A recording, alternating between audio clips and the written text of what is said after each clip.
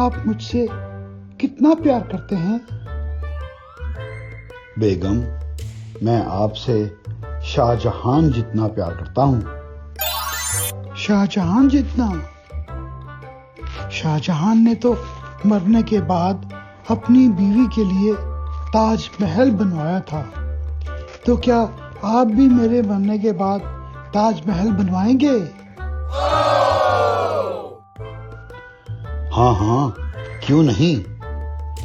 मैंने तो प्लॉट भी ले लिया है, बस आप ही देर कर रही हैं।